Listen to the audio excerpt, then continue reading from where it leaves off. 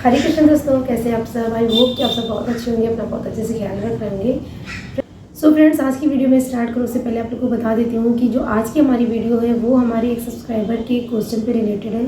तो उन्होंने मुझसे क्वेश्चन पूछा था, मैंने सोचा कि पहले उनको मैं आंसर कमेंट के थ्रू कर दूँ, बट मैंने सोचा कि कमेंट में मैं कितना ज़्यादा उनको बता सकती हूँ।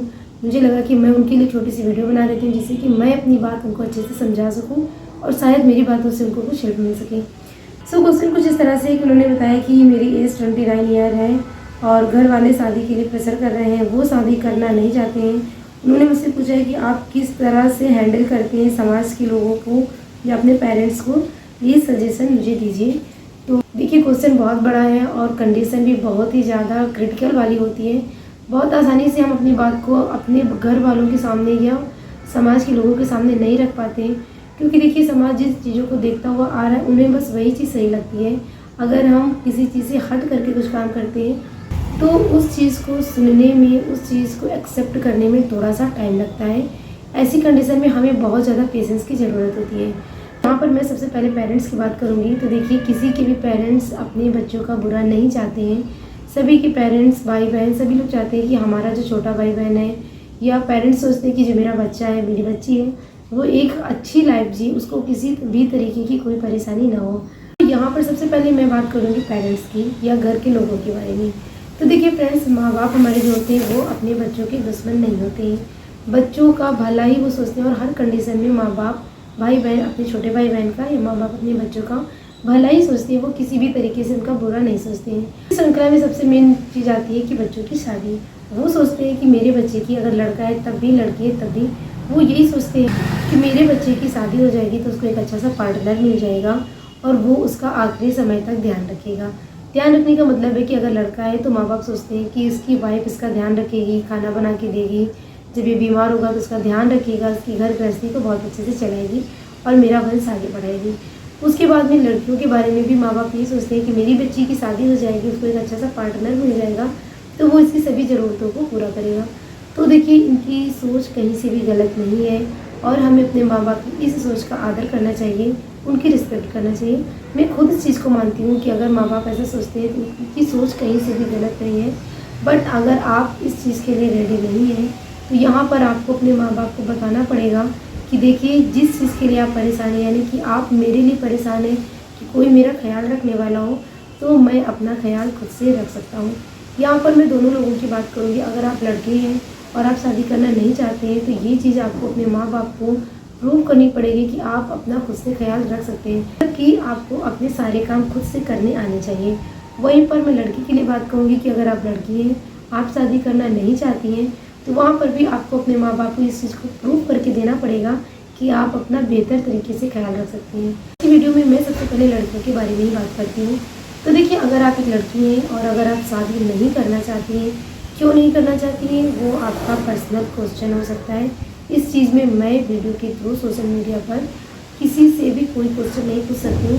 देखिए, सबकी सोच अलग होती है। कभी कभी हम ऐसी कंडीशंस देखते हैं कि हमारा शादी जैसे रिश्ते से विश्वास उठ जाता है। कभी कभी हमारी शारीरिक स्थिति भी ऐसी होती है कि हम शादी करना नहीं चाहते, या कभी कभी हमारी सोच भी ऐसी होती है कि हमें लगता है कि हमें हमारे लिए किसी भी व्यक्ति की कोई आवश्यकता नहीं है, मैं अपना पूरा ख्याल अच्छे से रख सकती हूँ।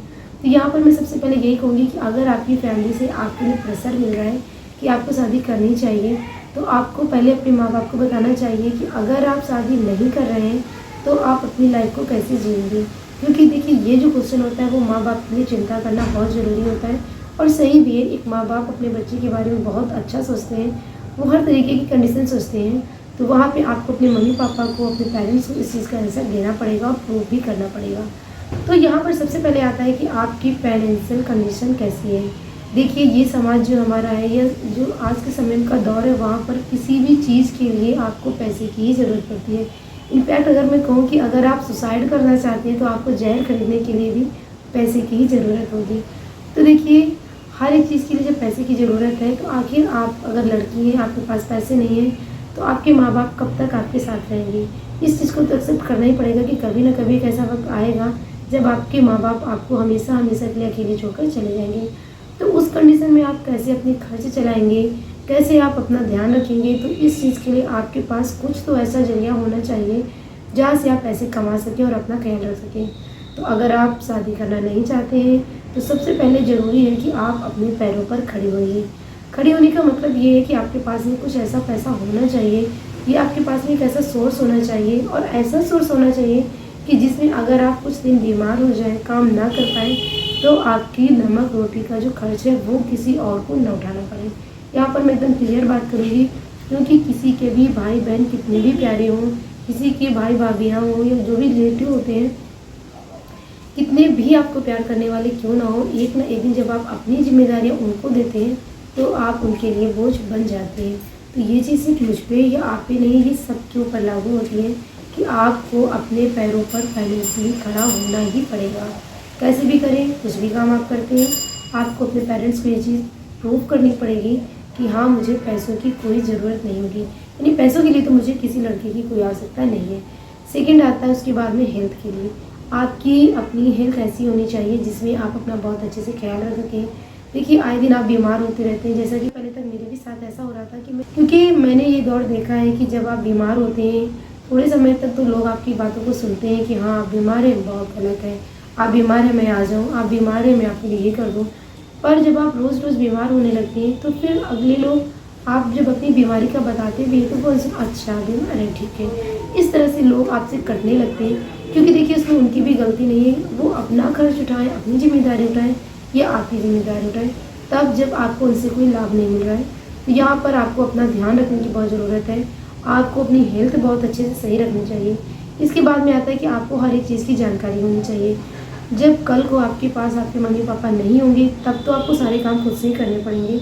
तो वहाँ पर आपको एक छोटे से काम को लेकर के बड़े से बड़े तक के काम को खुद से करना आना चाहिए, उसकी पूरी जानकारी होनी चाहिए।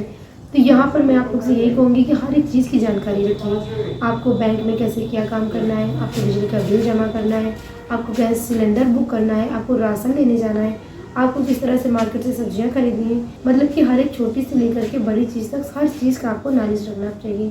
यही कुछ ऐसे टॉपिक थे जो मेरी समझ से बहुत ज़्यादा इंपॉर्टेंट है। तो यहाँ पर मुझे लगता है कि मेरी इन बातों से आपको थोड़ा सा हेल्प मिल चुकी होगी कि आप किस तरीके से अपने फैमिली मेम्बर्स को, अपने पेरेंट्स को इस चीज़ के लिए समझाएं कि नहीं, आप शादी करना नहीं चाहते हैं तो आप एक अच्छी ज़िंदगी जी पाएंगे। तो यहाँ पर सबसे मेन आपके पास में कोई ना कोई पैसे की इनकम का सोर्स होना चाहिए, आप फाइनेंशियली स्ट्रांग होने चाहिए, पैरों पे खड़े होने चाहिए। सेकेंड, आपको आपकी हेल्थ का बहुत अच्छे से ख्याल रखना पड़ेगा। दूसरी बात आती है कि आपको हर एक चीज़ की जानकारी होनी चाहिए, आपको छोटे से छोटे काम को लेकर के बड़े से बड़े तक काम की हर एक चीज़ की जानकारी होनी चाहिए। मतलब कि आपको अपने सारे काम और अपने आसपास के जो भी काम होते हैं उन सारी चीज़ों की जानकारी रखनी होगी, चाहे वो सब्जी खरीदना हो या बैंक में जा कर के आपको पैसे जमा करना हो या आपके फाइनेंशियली कोई भी टॉपिक पे बात करनी हो। आपको लोगों से बात करनी आनी चाहिए, आपको अपनी एक लिमिट बना के रखनी होगी। हर तरीके से आप प्रूव करिए, अपने माँ बाप को दिखाइए कि जी हाँ, मैं सारे काम अपने खुद से कर सकती हूँ, अब मुझे किसी और की ज़रूरत नहीं है। तो आई थिंक कि इन सारी बातों को जब आप अपने पेरेंट्स के सामने रखेंगे तो कहीं ना कहीं उनको भी लगेगा कि हाँ ठीक है।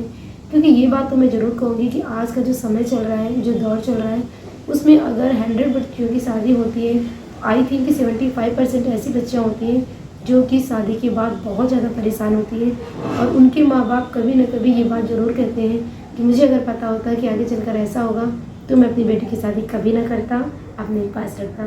तो देखिए, माता पिता की जो चिंताएं हैं वो अपनी जगह पर जायज़ है, पर आप अगर ऐसा निर्णय ले चुके हैं कि आपको शादी नहीं करनी है, आपको सिंगल रहना है, तो उसके लिए आपको अपने माता पिता को प्रूव करना पड़ेगा। सबसे पहले आप अपने आप को प्रूव करिए, उसके बाद में अपने पेरेंट्स को प्रूव करिए। समाज या अगल बगल के लोगों को आपको प्रूव करने की ज़रूरत नहीं है।